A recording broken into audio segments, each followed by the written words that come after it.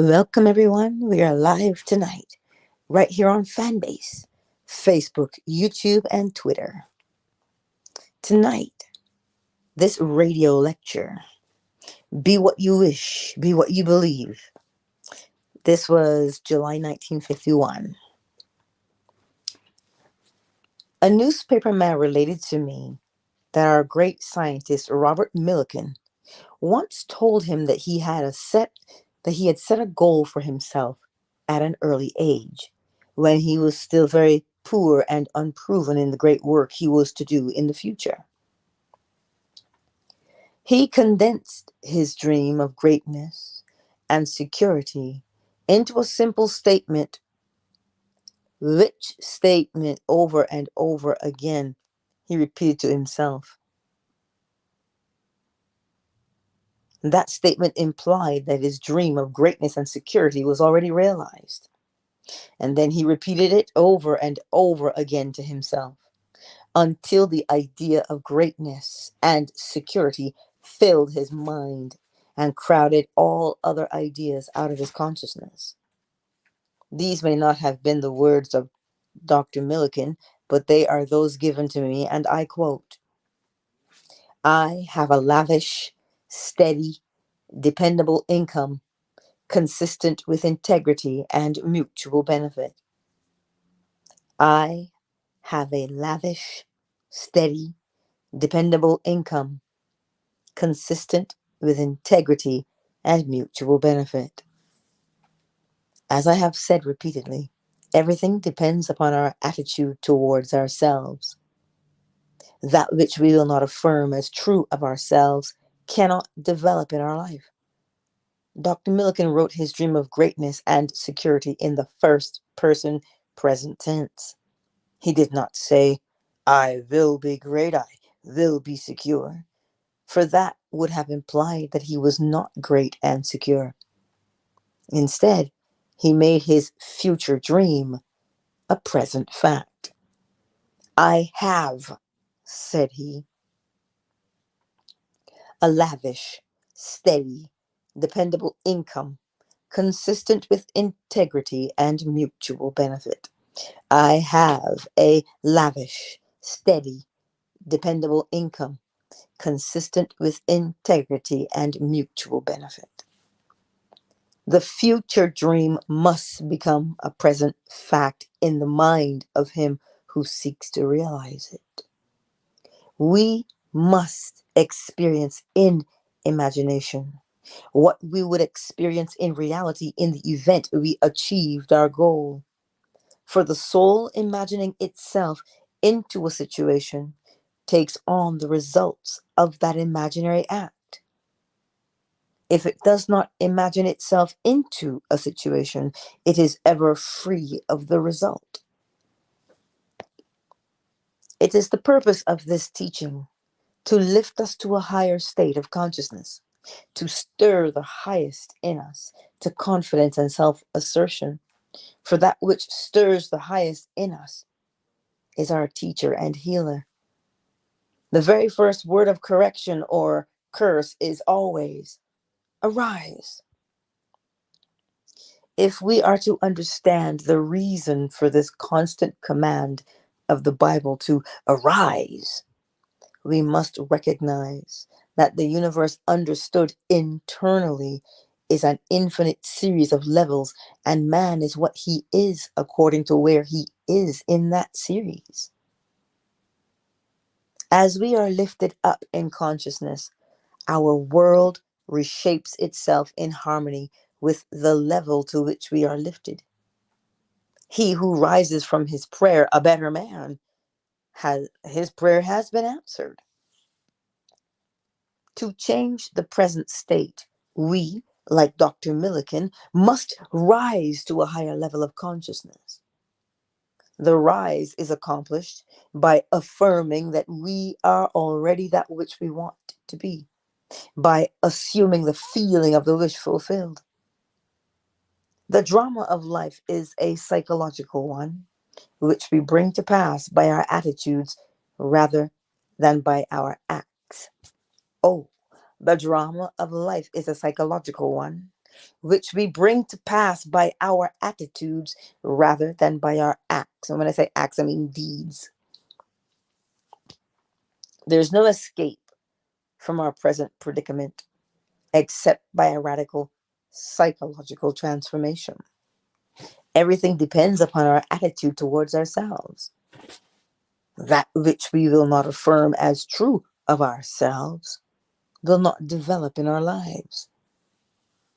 We hear much of the humble man, the meek man. But what is meant by a meek man? He is not poor and groveling, the proverbial doormat, as he is generally conceived to be. Men who make themselves as worm in their own sight have lost the vision of that life, into the likeness of which it is the true purpose of the Spirit to transform this life. Men should take their measurements not from life as they see it, but from men like Dr. Millikan, who, while poor and unproven, dared to assume, I have a lavish, steady, dependable income consistent with integrity and mutual benefit. Such men are the meek of the Gospels, the men who inherit the earth. Any concept of self less than the best robs us of this earth. The promise is, blessed are the meek, for they shall inherit the earth. In the original text, the word translated as meek is the opposite of words resentful or angry. It has the meaning of becoming tamed as a wild animal is tamed. After the mind is tamed, it may be likened to a vine, of which it may be said, behold this vine. I found it a wild tree whose wanton strength and swollen into irregular twigs. But I pruned the plant, and it grew temperate in its vain expense of useless leaves, and knotted, as you see, into these clean, full clusters, to repay the hand that wisely wounded it. A meek man is a self-disciplined man. He is so disciplined, he sees only the finest. He thinks only the best. He is the one who fulfills the suggestion, brethren, whatsoever things are true, whatsoever things are honest, whatsoever things are of good report, whatsoever things are just, whatsoever things are pure, whatsoever things are lovely. If there be any virtue and if there be any praise, think on these things. We rise to a higher level of consciousness, not because we have curbed our passions, but because we have cultivated our virtues. In truth, a meek man is a man in complete control of his moods, and his moods are the highest, for he knows he must keep a high mood if he would walk with the highest. It is my belief that all men can, like Dr. Millikan, change the course of their lives. I believe that Dr. Millikan's technique of making his desire a present fact to himself is of great importance to any seeker after the truth. It is also his high purpose to be of mutual benefit. That is inevitably the goal of us all. It is much easier to imagine the good of all than to be purely selfish in our imagining. By our imagination, by our affirmations, we can change our world. We can change our future. To the man of high purpose, to the disciplined man, this is a natural measure. So let us all become disciplined men.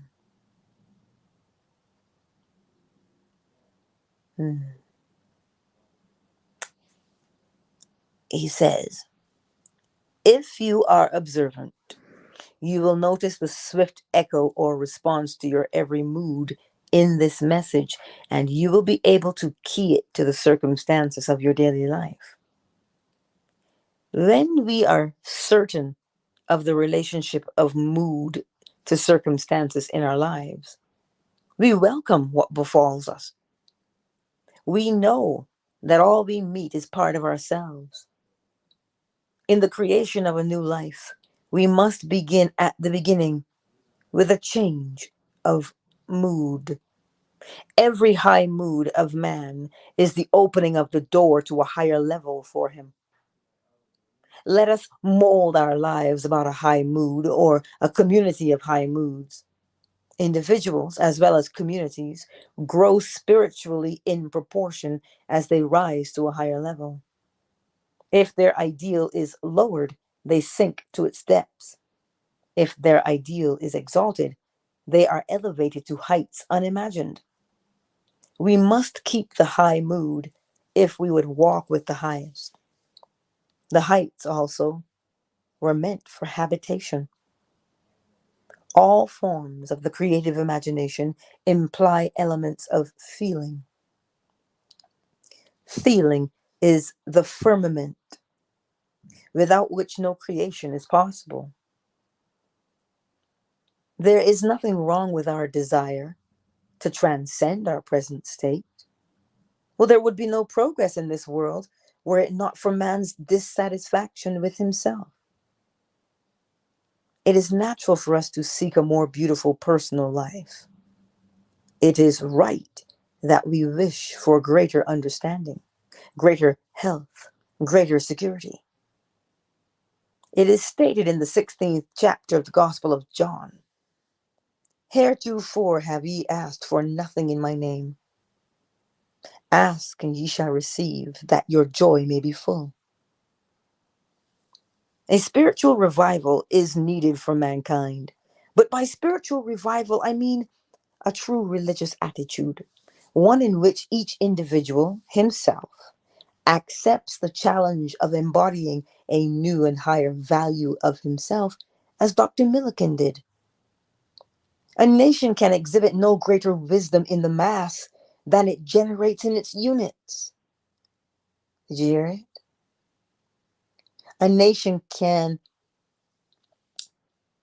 exhibit no greater wisdom in the mass than it generates in its units. For this reason, I have always preached self-help, knowing that if we strive passionately after this kind of self-help, that is, to embody a new and higher concept of ourselves, then all other kinds of help will be at our service. The ideal we serve and hope to achieve is ready for a new incarnation. But unless we offer it human parentage, it is incapable of birth. We must affirm that we are already that which we hope to be and live as though we were, knowing, like Dr. Millikan, that an assumption, though false to the outer world, if persisted in, will harden into fact. The perfect man judges not after appearances. He judges righteously. He sees himself and the others as he desires himself and them to be. He hears what he wants to hear. He sees and hears only the good. He knows the truth, and the truth sets him free and leads him to good. The truth shall set all mankind free. Well, this is our spiritual revival. Character is largely the result of the direction and persistence of voluntary attention. Character is largely the result of the direction and persistence of voluntary attention. Think truly, and thy thoughts shall the world's famine feed. Speak truly, and each word of thine shall be a fruitful seed. Live truly, and thy life shall be a great and noble creed. Now that ends his radio talk, but you know how we do it here. Tonight, let's spend 5 minutes in the silence. If you know what you want, then begin to experience in imagination what you would experience in reality if you were the man or the woman you wanted to be.